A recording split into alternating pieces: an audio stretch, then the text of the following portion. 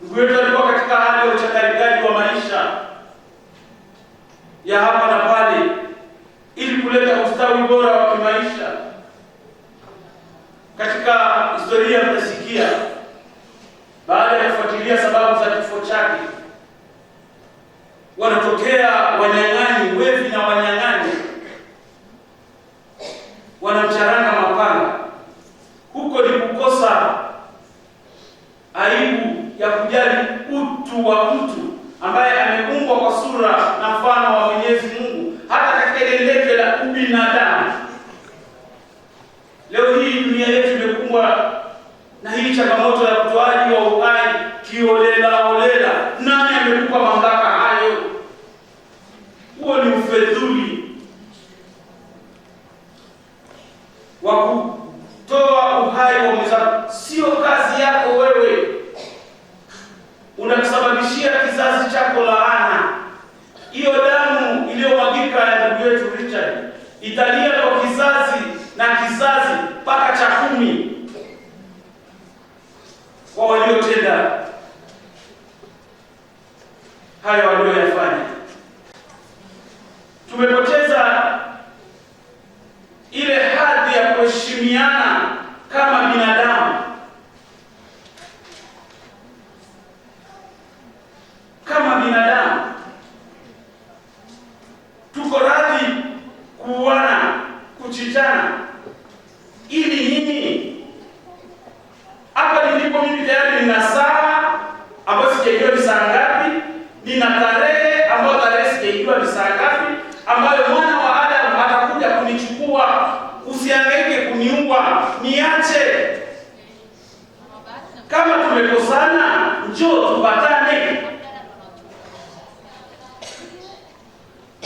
Njoo, usinivizie mtaani. Eti namvizia huyu pasta, namvizia huyu shehe, namvizia huyu padri, namvizia huyu muamini, nimchome kisu.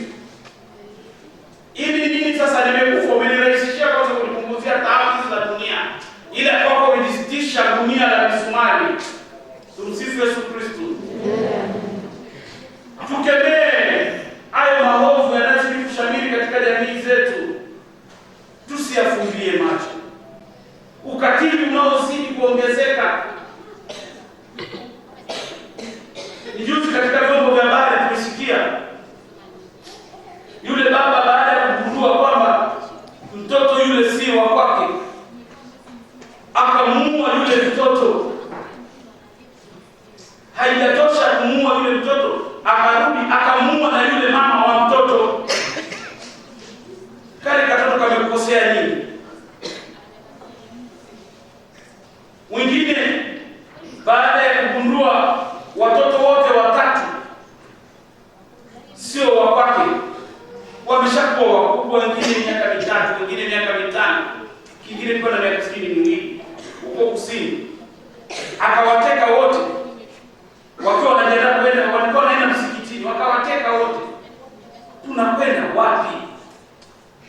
Akawanyonga na vile vitabaa vyao wanajifunga vya mshungi. Mama kajiandalia kwa vitabaa vyao, umebeba silaha kule. Umebeba silaha. Wewe furahi kwamba nimejitanda kimtandio. Ujue adui yako anatokea wapi? Anakuongereta nayo hapo hapo. Kwa hiyo kwa umejitanda kama ndio wako tembea huko kijani yangu unatembea kwa jamii. Tumsifu Yesu Kristo. Sababu wakatumia hiyo kuwaongea na watoto. Sitaki kuingilia, manake upelelezi unaendelea, ila nataka kueleza jinsi ambavyo jamii yetu tunapoelekea sasa hivi mauaji haya ya kiholela. Richard, nyuma yake wako wangapi wanaotegemea?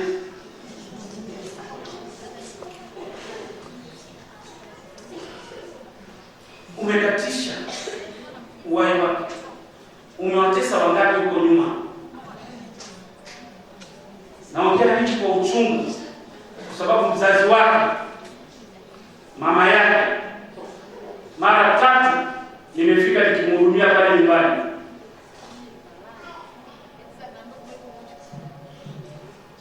Leo hii anamwona